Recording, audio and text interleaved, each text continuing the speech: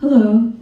I'm going to read from the loom, and then I'm going to say a few words and then read a couple of words from poems.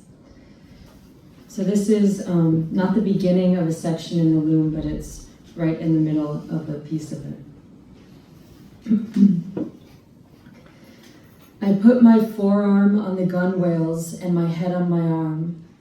The sea was very green today, and as I watched it, some opacity seemed to sink out of the water away till I was looking into a translucent ocean full of forms and movements and uncertain reposes.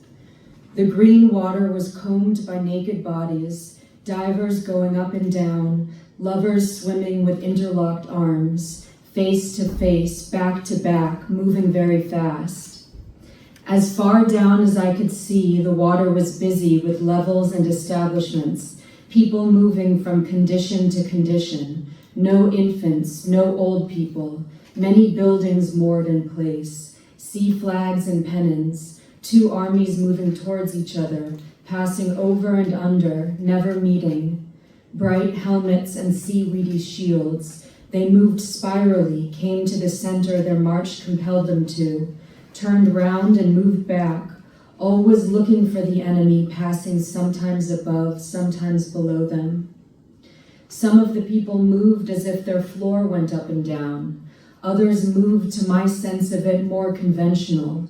But wherever anyone moved, the place he moved in seemed his place, his space, and he was right for it.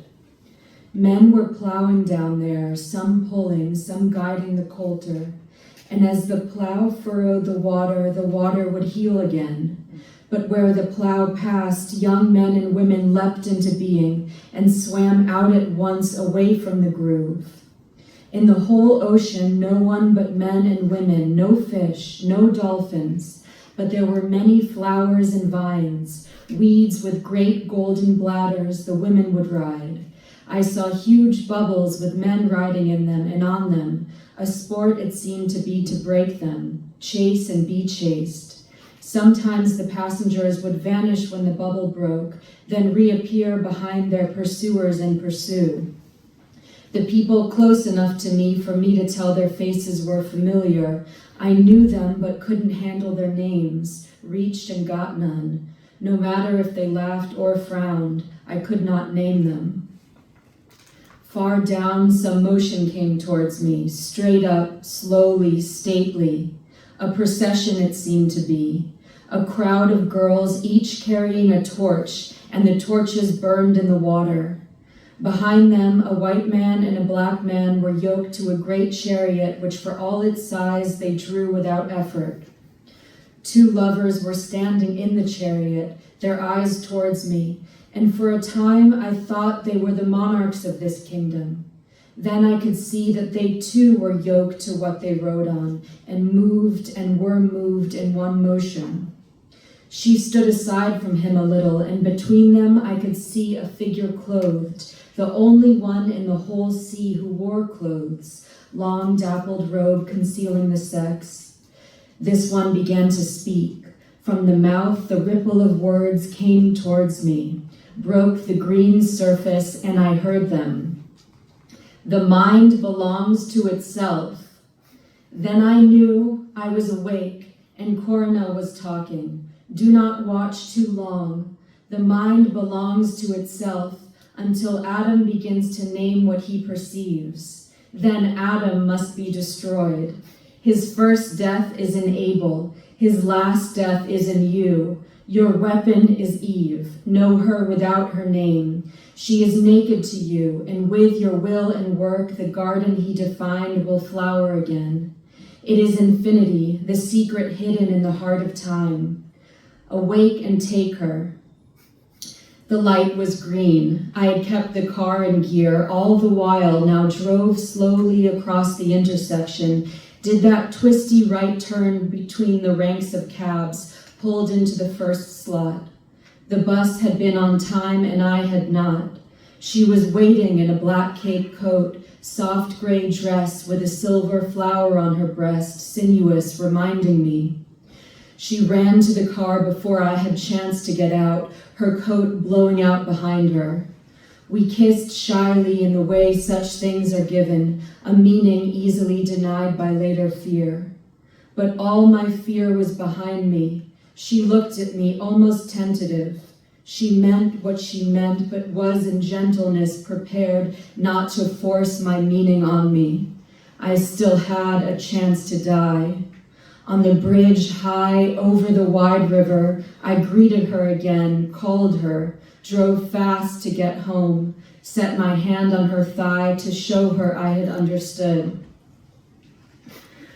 I read this my senior year at Bard when I was writing my senior project, which was a book of poems, and I had never felt more directly spoken to through poetry. All of the instructions that are given in this poem felt like secret instructions I was lucky enough to be reading and hearing.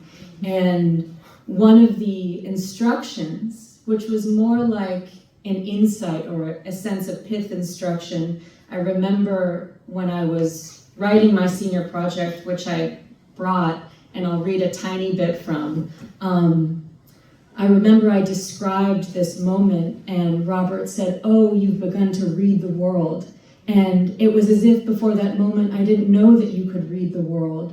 And what I read from here, and the tiny moments I'll read here, are these gifts where being a so-called internal person, but then loving the embrace of experience.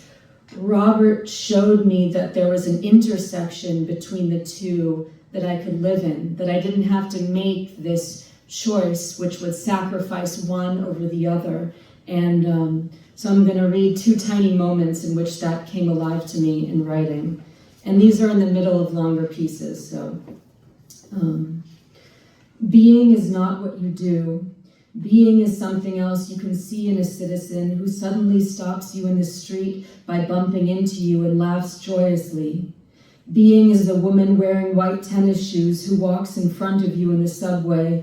Her black hair hangs from the point in her skull, down the land of her spine, down to the pockets in her jeans, expecting to be jealous of such a woman, but she turns around and she is an Eskimo, her cheekbones poised, her eyes small like they can't bear the light.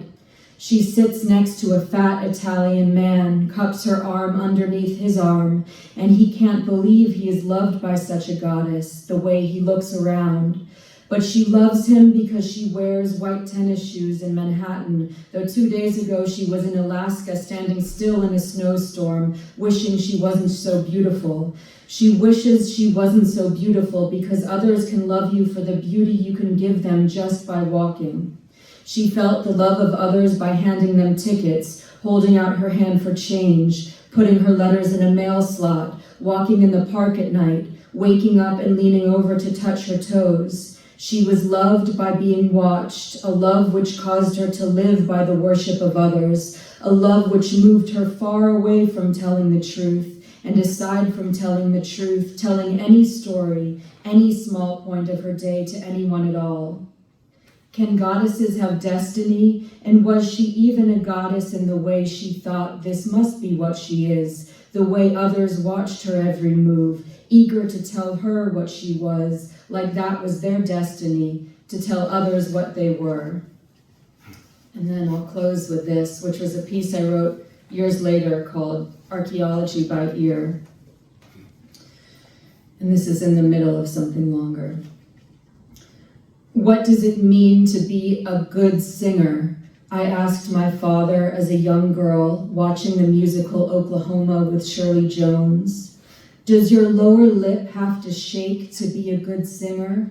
Because that's what I saw, so what I knew, having not sung, only seeing the beautifully shivering face, the lower lip the most fleshy promontory, the visible offering of this soft shaking, birthing of a power coming up from the body out through the mouth, or did the song enter the mouth and round down, rest in wrists, or ferret around the neck, illegal animal, countryside persuasion, pregnant in bed, yet only in dream, a life that never thinks itself and better than the wind. It's a dream I keep having of the other world locked up. I begin to feel it in iotas everywhere, in the pressure of the water heater, in the closet, in the kitchen, its high-pitched, unending sighing, and my worry of its malfunctioning, and the train approaching, and when it's arriving, Cordelia commenting, "Don't you think it sounds like screaming angels?" The coffee cup that dropped today in painting class, and I thought it was an echo of a boy's gasp at the sight of the girl painting next to him in awe of her beauty, but it was just his loss of grasp, the glass fallen yet not broken. Thank you. Thank you.